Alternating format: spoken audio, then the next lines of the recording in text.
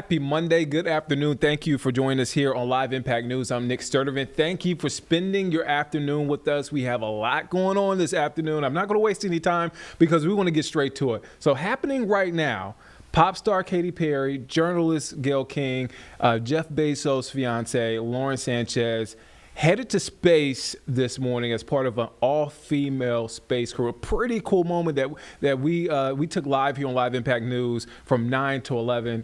That crew took off in West Texas. It was up in space for 10 minutes, and it landed. Safe flight. It was the 11th Blue Origin human flight. We want to get out to a news conference that's happening right now. Gayle King, journalist Gayle King, is speaking right now, so let's listen in. Think watching it back and then have, again, just a short amount of time to process everything that's happened to you, but how are you feeling right now? I'm feeling a lot more calm since the first time you and I spoke. I felt a sense of peace up there. I think I blacked out during most of it, except for when I was looking out the window, which is really what I wanted to get out of it. And as everyone has described, the vast darkness of space, it's a color you cannot describe. It was very important for me to see the moon and look down on the earth and know that the people that I love the most were down there. It was a pretty transcendental moment for me. But I think, one of the biggest things actually as a filmmaker is I almost felt as if I was watching a really intimate film. And I wasn't only a witness to that film, but I was also the storyteller. Beautiful. Did it feel like you were up there for a long time, or did it feel really quick? One of the things during training that I said that really surprised me was it felt like our quote zero-G time was really long, and I knew I was going to have a lot of time to look out the window and go upside down, and it went so fast. Yeah. It went so fast. I see all you guys shaking your head. I could have taken 2 more minutes. Just 2. Oh, now the one that didn't want to go up now wants to stay up longer. I could have taken My gal. 2 more minutes. We'll take that back to the blue team. She would like to increase this experience Yes, by 2 Dave, minutes. I would have liked 2 more minutes. Amanda, I know this is a lifelong dream of yours, and now it is a dream fulfilled. Now that you can say that you've had this experience, and to Audrey's point earlier, you will be asked about it over and over again. When I ask you, how was it? What is your response? What a beautiful world we have.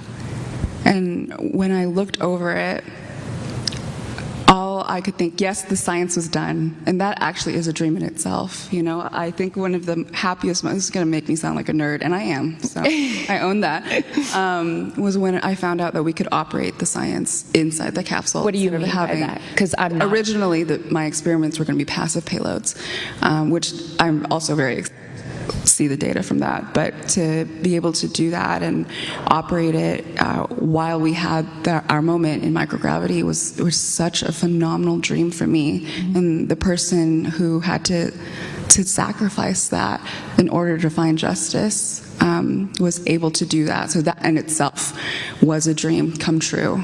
But I did get to float my zero-G indicators. I showed both of you. Yeah, I had the great luxury, but I know that the audience doesn't know what you had. I would love if you shared it with them. Yeah, after I left the hospital after my rape kit, I wrote down a promise to myself, never, never, never give up. I taped it to my laptop and looked at it every day as I fought for my rights. And that was my zero-G indicator, looking at it over Earth. And for me in that moment, I just want every survivor and every person who's ever had a dream deferred to know that your dreams are valid, that even if your life has thrown you a lot of challenges, you will make it through. And even if your dreams are as wild as going to space, they matter, and you can get there too. If I got there, you can get there too. Beautiful. Aisha, I know representation. Yes, please clap to that. Representation is so important. Congratulations. The first Bohemian woman in space, ladies and gentlemen. And we saw on that short video, which I also would like to be 2 minutes longer because I want to see everything that was going on up there, you had your flag. Explain and expand upon the importance of representation for you up there. In 1961, when Alan Shepard was launched, we know where he left from, but do you know where he landed? He landed in Grand Bahama. And today I had an opportunity to be on a flight that mimicked that trajectory and allowed me to carry the legacy of my grandfather, who came from Exuma, Bahama, which was my call sign on this trip. And it carried the flag of the Bahamas as a powerful reminder of the past, the present, and the future of space. And your grandfather was here today. Yes, he is. He's right Yes. there. Where is he? Where is he? There he is. There he is. 92 years young. Thank you for being here. You must be so proud. All right, I would love to open it up now to the press for some questions, and I know that appropriately enough, the first question comes from PBS Outlet. Hey everyone, I'm Mark Strassman with CBS News. Congratulations to all of you. Welcome home. Gail, I want to direct this question to you, but anybody else can answer it. So after all the anxiety and preparation and prayer and meditation and training, what about this flight surprised you, and would you do it again? What surprised me? I got a little lightheaded, Mark, when I was coming back. That I thought, am I going to pass out from the 0 Gs? I actually thought about that. Then I thought, I can't, and I didn't. So that surprised me. But the thing is, I can't stress enough how well prepared we were. The training, we did it over and over and over again. We prepared for if there's a fire, if everything doesn't go according to plan. Which, by the way, you guys should know, Blue Origin has backup after backup after backup after backup. So I was very grateful for that. But we were so well trained and so well prepared. I wasn't really surprised by anything. We were all expecting the noises that we heard. We were all expecting a little bit of a vibration when the parachutes deployed and they yanked you back up and brought you back down. So we were very, very, very well prepared. So that wasn't what got to me. What got to me was how calm I felt, because I really was, I can't stress enough, guys, how terrified I was. But it was so calming to me, and it was so peaceful. And, you know, the guy that drove me this morning, his name is Tony. I fell in love with Tony. He's from Montana. He's 32 years old. And he said, it's so great that you get to do this. I said, really? You think it's great? He goes, no, it's great. I would do it. And if I could trade places with you right now, I would trade places with you right now. And I said, but what about the danger? Do you think about the danger? He said, the biscuit is worth the risk it. The biscuit is worth the risk it. And I went, well, okay, that's one way to look at it. I said, let me write that down, Tony. The biscuit is worth the risk it. And then he said, but you don't understand. He's done 4 missions. This was his 4th. He said, we've never had a mission like this. The energy is different. Everybody is so happy for you guys. And I said, why do you think that is? He said, because it's very empowering. He's 32. And I said, do you have a daughter? Is that why? He goes, nope, I don't have any children. I'm living the bachelor life and enjoying it. But he said, it feels so empowering, and it has a specific reason that I find myself empowered by what you all are doing. Says this 32-year-old young white guy to me. Yeah. And I was so blown away by that, his sincerity of that and what this meant to him. So I think, Mark, I'm taken aback by the number of people that have been encouraged and inspired by what we're doing. You know, I've heard people say, oh, okay, you guys are going up on an 11-minute ride, which, by the way, I resent the word ride. There was nothing about a ride. This is a frickin' flight. This is a frickin' journey. That was not a ride. It was not a joy ride. Yes, please applaud for that. And so I'm blown away by the people that are really, we've had some cranky Yankees and haters. I've heard you. I'm not going to let you steal our joy. But most people are really excited and cheering us on and realize what this mission means to young women, young girls, and boys too. A historic moment. Yes. Historic moment. The first ever, very rarely in your life do you get to be a part of something for the first time. The first ever all-female crew. And I know you guys are so appreciative of all the incredible women who have come before you, but the first ever all-female crew is worth accentuating over and over again. So congratulations to you guys on that. As we look out here into the audience for another question. Okay, yes. Hi everyone, Emma Hinchliff with Fortune. Carrie Ann, I'm curious if film and television of space has lived up to what you saw, and if you have any ideas for a movie. Oh, that's a good one. Thank you. Thanks for that question. This all came about kind of quickly for me, the way that the mission unfolded, the training leading up to it. And so I didn't really have a lot of energy to think about how I would put a film together for this, nor prepare for it. I really wanted to be in the moment. I wanted to live this with my crew. But I do believe women are underrepresented in many industries. Equity in male-dominant industries is not getting any better any sooner.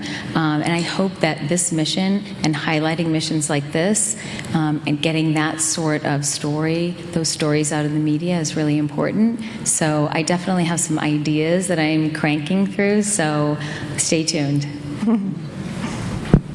Next question. Thank you. Hi, yes, Mireya with ABC News. Hi, Gail, by the way. Mireya. And thank Mireya you. used to be at CBS, and then she went over to the other side. But I'm still nuts about it. But I still Good to love you. see you. And Really thank you all for doing this. It's been a joy to watch all of you on all different levels. You all mentioned after coming out of the capsule that there was this moment of connection, not just with each other, but with the earth and maybe a higher being even. Katie, my question is for you.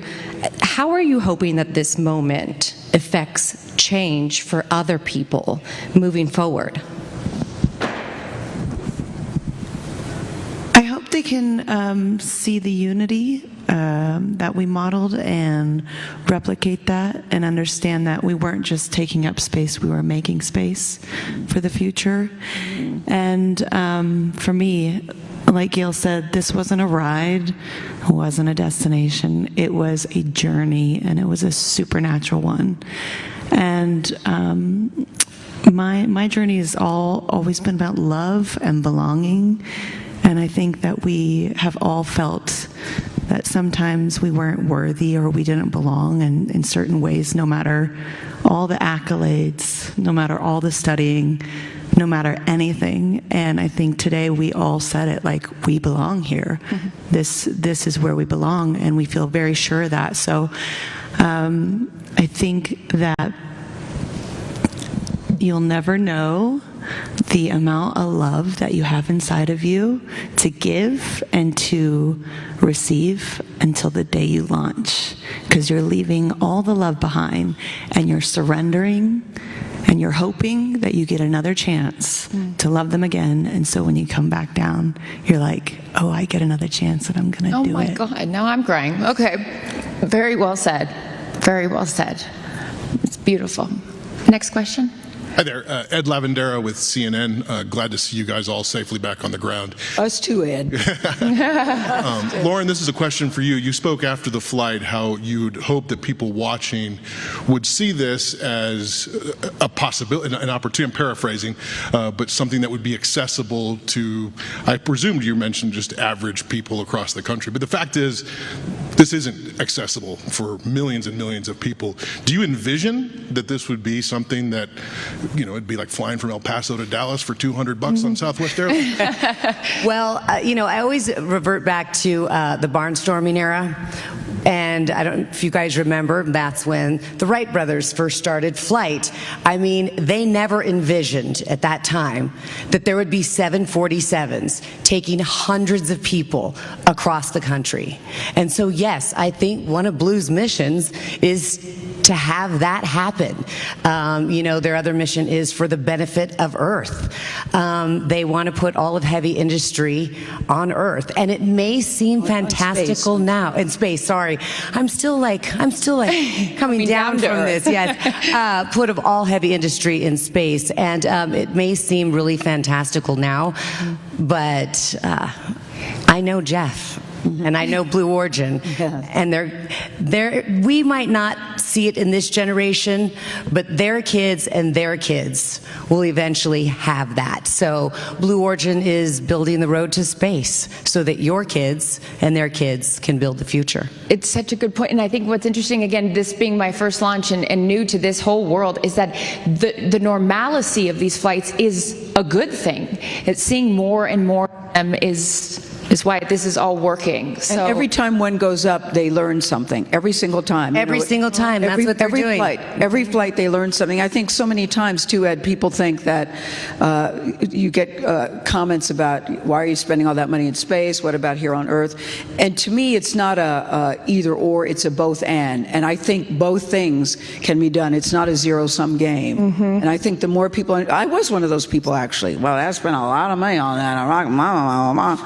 And then you get involved and you start listening and you start learning and you start seeing what goes into doing this and what comes out of it. I think you'll feel differently about it. Today on the webcast, I thought it's worth mentioning, and I'm not sure if she's here or if she wants me to call her out, but Kristen Fisher was with me today. Both her parents are astronauts. There she is. Her mother was the first mother in space, right there. Her mother, Kristen, was 15 months old, and her mom went up in 1984, and Kristen was only 15 months old. And everyone said, you're crazy for leaving your 15-month-old baby back here. And that was in 1984.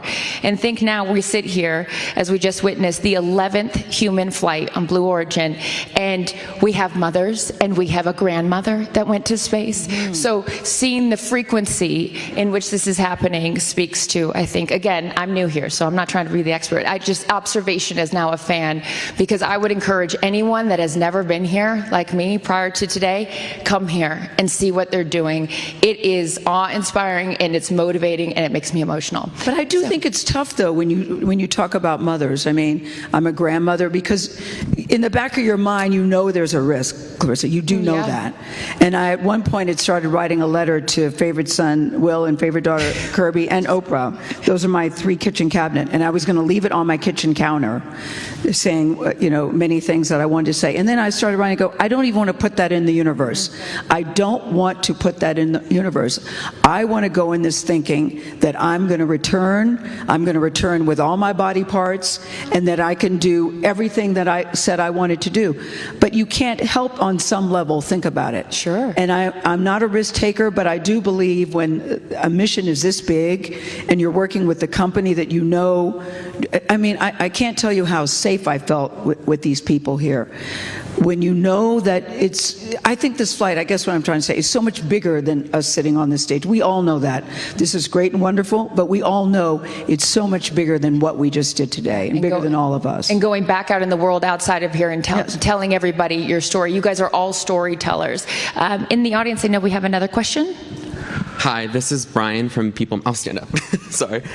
This is Brian from People Magazine. I just want to congratulate you all, and it was such an honor to watch. Gail, you spoke a little bit about this before, and you kind of mentioned it again, but I was wondering, we've seen some chatter online, if you could respond to, the criticism that you have seen about, the flight. Yeah, thank you. Well, this is what I feel, Brian. I feel anybody that's criticizing doesn't really understand what is happening here. And we've all heard it, and we were even all talking about that. And I hope that they will do a deep dive into what this represents. We can all speak to the response we're getting from young women, from young girls, about what this represents. So, I made reference to it being a ride.